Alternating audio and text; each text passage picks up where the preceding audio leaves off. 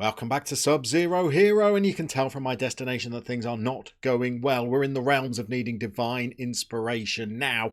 We have been on a terrible run of form. Our form table has got more red dots on it than a teenager's pimple cheek.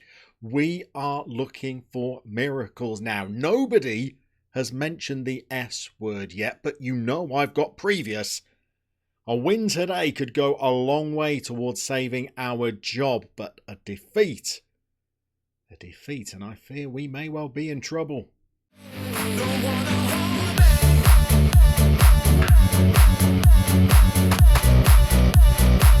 So here is that run of form, and it is gruesome, and it includes some of the worst performances by teams I've managed in any version of Football Manager. Brace yourselves, people, we're going in.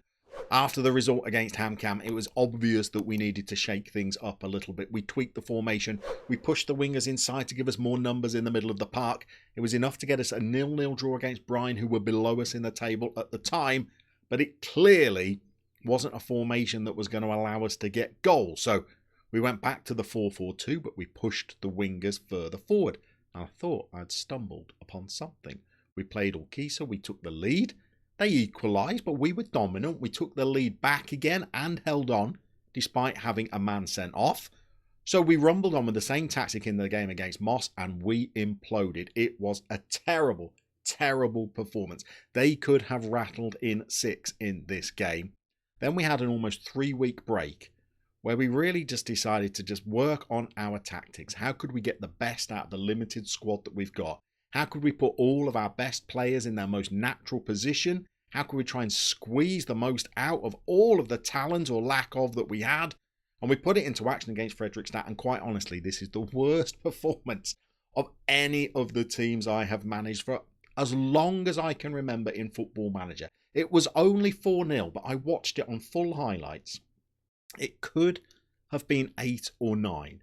It was like a pre-season friendly where we were playing a much, much lower reputation team with all grayed out players. They were first to every ball. They passed it neatly around us. They were incisive in their attacks. They were faster than us all over the park. We had 3 shots, none on target, an XG of 0.1 against their 27 shots and an XG of 3.7. It was terrible. We tried to tighten things back up again for the Vålerenga game, and it was just as bad. Another XG of 3.7. We were made to look like we've got absolutely no right to be at this level, but they are both good teams. Perhaps the even more disappointing result was the result against Egersund. We started incredibly brightly in this game, and we missed some gilt-edged chances, and we should have been in the lead at half-time. We come out for the second half, and one of our centre-halves just pushes over an opposition player in the box. They score a penalty. We're left chasing the game. They added a second, and we lose to a team that was only a couple of places above us in the table. So the table is looking a little bit bleak, and today's game is huge because we take on Raufoss, one of the only other semi-pro teams in the league. A team that have only scored 9 goals this season. A team that on paper is as bad as us. We've got to try and salvage something from this game to halt this quite alarming run of results. I can't be too bad on the players though, because there is reasoning behind why we are struggling so much. I had a little look during our break when I was redesigning and tweaking the tactics at just what areas of play we were best at compared to other teams in the division. Was there an avenue that I could exploit something that we were good at compared to rivals? No, we're virtually the worst at every aspect of playing football. I mean, just look at the overall squad and our attacking play. We are the worst for finishing long shots, heading, off the ball movement, pace and acceleration.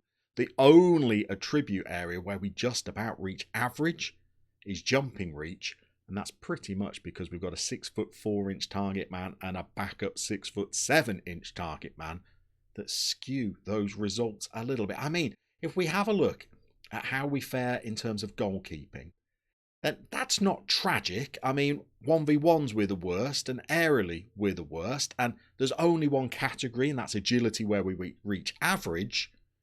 But that's not as bad as other aspects of playing football. I mean, if you have a look at our defenders, in terms of their defending attributes against other teams in the division, we're the worst tacklers, the worst headers, the worst markers, and we're incredibly slow as well. That's not great. Let's look at our midfielders in terms of their midfield attributes. We're the worst at long shots, vision, stamina, and technique. We put in a mighty fine tackle, we'll let you know that you're in a game. But our passing is very poor as well. And when it comes to attacking, it doesn't get an awful lot better. We're great at jumping, but the pace and acceleration makes our forwards the slowest out there. We're some of the worst finishers you will find. We've got some of the worst off the ball and anticipation of all of the teams in the division. So I can't be too hard on the boys. We are really up against it. There is perhaps one area where we are making a little bit of progress, and that's in mentoring out some of the bad personalities of some of our players. I mean, we mentioned our 6'7" target man, who's been mentored by Vebjorn Grunwald for the last couple of seasons now. Grunwald's fairly determined, and he's got some great attributes for a target man. And we're trying to pass those on to Victor Johansen Nyholm, who's got almost no potential, but he's 6'7". And he's picked up the traits of shooting with power and playing with his back to goal. And crucially, his determination has also gone from 4 to 6, leading to a personality change from low determination to balanced. I don't know whether we'll get him an awful lot higher than balanced, but at least that makes him a bit more of a useful prospect, and he's been doing some excellent work in our under-19s, who are still second in their league and in the quarterfinals of the Under-19 Cup, so that is good. We're even passing on some more positive personality traits to Andre Gerser, so that's good. Our best mentoring group is probably with this guy, Anders Carlson, who is reaching the end of his career and his physicals are plummeting. But he's a perfectionist, and he's working hard with some of our other players to try and pass on some good traits to them. I mean, Ollie Christian Jensen is one of our better prospects, and the only thing that you'd really question about his game is this determination of 6. So we're trying to mentor that to a 7, to an 8, just to make those little bits of difference. The other area where we've had some personality changes is in the mentoring of our young goalkeepers. So we had Ollie Christian Trieger come through as our first youth intake goalkeeper, and he had a personality of low self-belief, but we've managed to work that up a little bit so that now he's fairly sporting. I'd imagine he's still not got the best personality in the world, but at least it's not listed as low self-belief anymore. And we've also got a player in Henrikh Hansen, who when we took over the club, he was being mentored by one of our more senior players. He's now at the age of 24 and with a personality of resolute now. He's trying to mentor some of our other younger players to see whether he can just help improve their determination.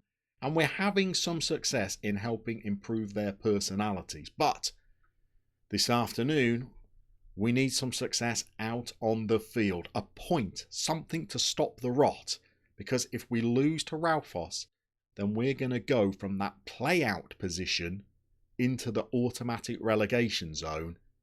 And I'm not entirely sure there's a way back from that for us. Okay, we're kicked off and we've got an early corner. And could we get off to the dream start? We can't because Grunwald can't get to the ball. We're still on the attack though. We've got the ball forward. We've gone back to just a plain old 4-4-2 for this formation. Just to see whether we can just stop the rot, get back to basics, the tactic that we know the best. I was searching around for a formula, a magic solution to our problems, but I think, in all honesty, we come up against the big clubs and we are nowhere near their standard, even though we're in here. Hit it, Grunners!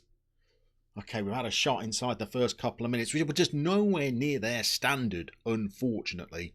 And today, we've got some key players missing as well. In our last episode, you may remember that our left winger Christofferson went off injured.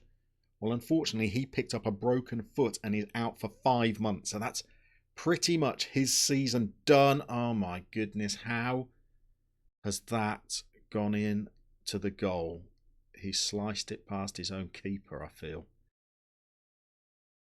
Oh dear, and we are up against a team below us in the table, and they have just got the luckiest of breaks. I mean, it's actually come off his back and deflected it the opposite way to what you would imagine science would dictate. And they've had no shots, but are winning 1-0, and welcome to the season we are having, and they are on the attack again. And if this goes to 2-0, well, this is another game that you can write off. I mean, Q giving away a penalty, I would imagine. Oh, they've just given them a gilt-edged chance. Okay, we're going to have to shout out, demand more. Because you can see we've dropped into the relegation zone. This is a terrible, terrible team we're losing to, by the way. The pre-match report was that they are awful, brittle, and yet they have come out and taken the lead against us. The other player we're missing for today is Gerser. He's on one of his customary suspensions. He picks up a lot of those. Well, we are going to have to thrash our arms, and we are going to have to say, I'm just far from pleased with what I saw. It's motivated them. I also think we might just have to go up to a more positive mentality now. We might make another couple of tactical tweaks. We'll see you out there for the second half.